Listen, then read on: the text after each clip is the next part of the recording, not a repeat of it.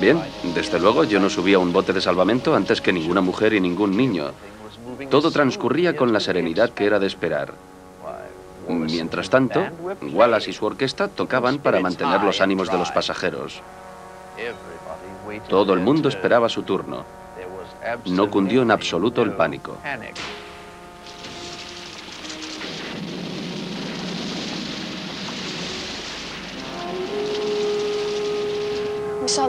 Veíamos que los botes de salvamento iban bajando hacia el agua y no se nos daban explicaciones. Tampoco nos dejaban subir a las cubiertas superiores. Papá y Mickey habían ido a ver si podían hacer algo, pero todavía no habían vuelto. ¿Debíamos seguir esperando? No sabíamos qué hacer.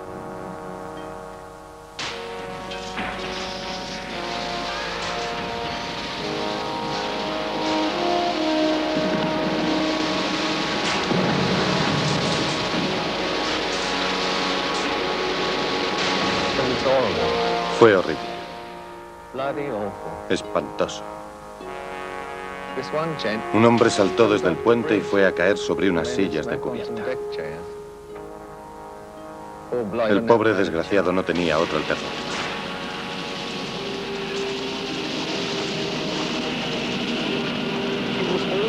Llevaba todas las luces encendidas. Y aunque nuestro bote se alejaba, conservaba toda su majestuosidad.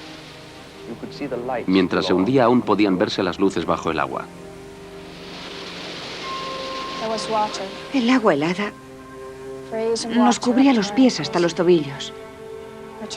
Intentamos subir, pero un torrente de agua venía hacia abajo. En realidad venía hacia nosotros desde arriba y desde abajo. Un extremo del barco apuntó al cielo.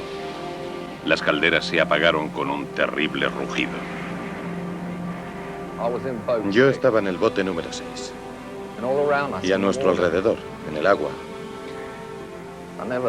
se oían sonidos horribles. Gritos, oraciones y estertores de los que se ahogaban.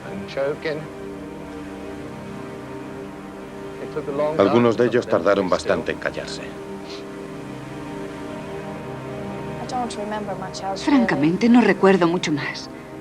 Hacía tanto frío. Tanto frío.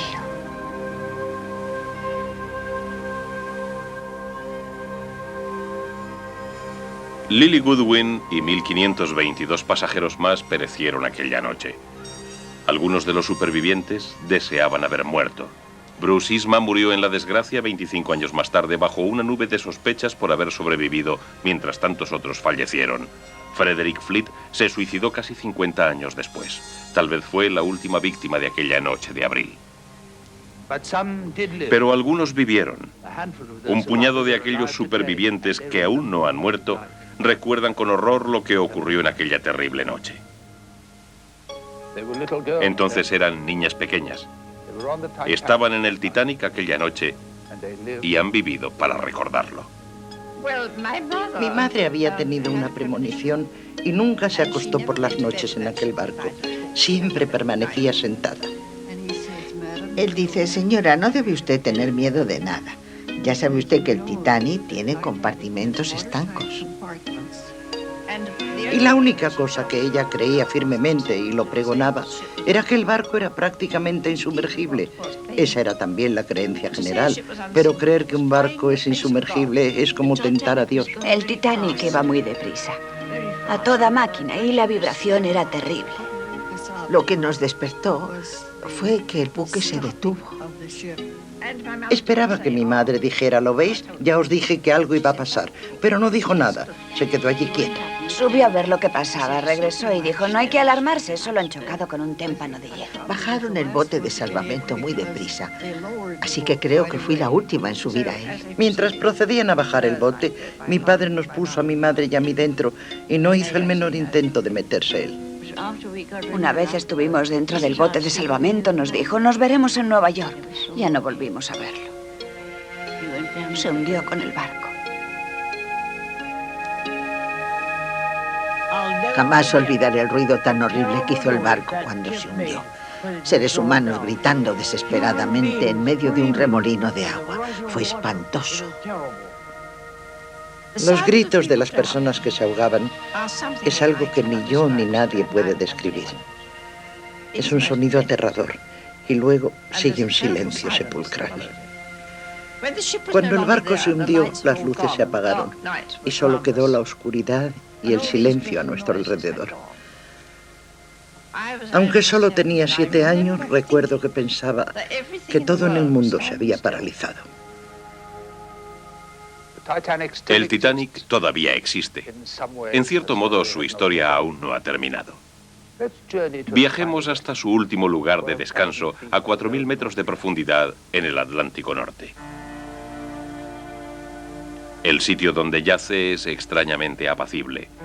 Una tumba cubierta de corrosión que permaneció oculta hasta el otoño de 1985, año de la expedición dirigida por el científico Robert Ballard. Durante toda la expedición Titanic perseguimos 2 objetivos, el profesional y el humano. Casi siempre la parte profesional nos mantenía tan ocupados que la parte humana tenía que esperar. Sin embargo, cuando lo contemplamos por primera vez a través del cristal de un submarino o cuando nos posamos sobre su cubierta, los objetivos se permutaban y la parte humana cobraba primacía. Contemplamos imágenes como la de botes salvavidas vacíos, la cabeza de una muñeca, lámparas y candelabros y la gran escalera. Era mi sueño, mi ilusión de tantos años que me impulsaban a adentrarme en el barco. Yo no solamente quería encontrar al Titanic, sino que quería adentrarme en él. Recorrer desde la lujosa entrada hasta la gran escalera sobre el hueco del ascensor, meterme profundamente en sus entrañas, trasladándome a esa habitación y admirando esa lámpara. Era la culminación de lo que había ansiado toda mi vida, la realización de todo cuanto me había propuesto.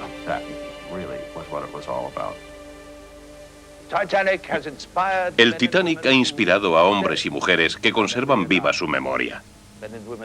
Hombres y mujeres que suelen reunirse para celebrar su vida y conmemorar su muerte.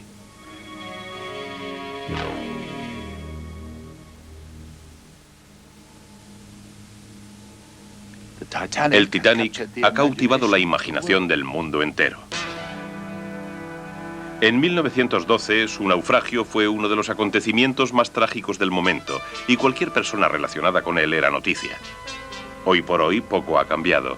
Los supervivientes del Titanic y algunas personas fascinadas por el tema se reúnen en convenciones como esta. Creo que la historia básica del Titanic es de por sí totalmente fascinante. Es como una tragedia griega.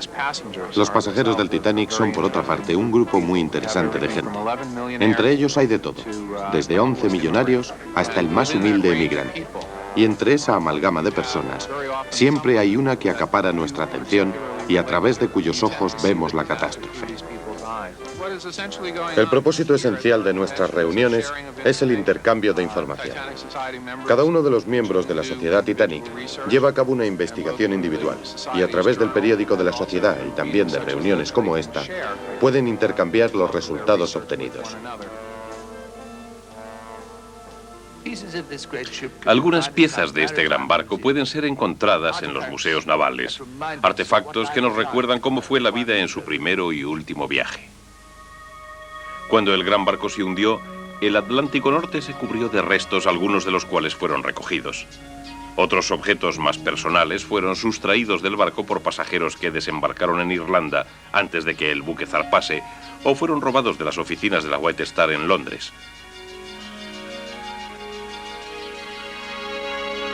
Ahora, en diferentes exposiciones, pueden encontrarse desde sillas de cubierta, pasando por el chaleco salvavidas de la señora Astor, hasta un trozo de las alfombras de nudo del Titanic, guardado como recuerdo por uno de los hombres que las instalaron. En uno de los museos que hay bajo las cubiertas del Queen Mary, en Long Beach, California, puede hallarse esta enorme maqueta del Titanic como si se dirigiera a su fatal encuentro. El recuerdo de este gran barco y de los hombres y las mujeres que caminaron sobre sus cubiertas persistirá siempre mientras viajemos por los mares. El Titanic fue vencido por su trágico destino y unos cuantos segundos de suerte desastrosa.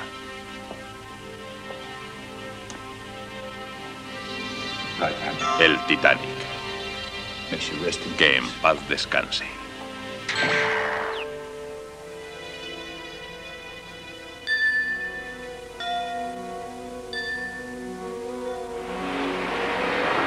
Secretos y misterios.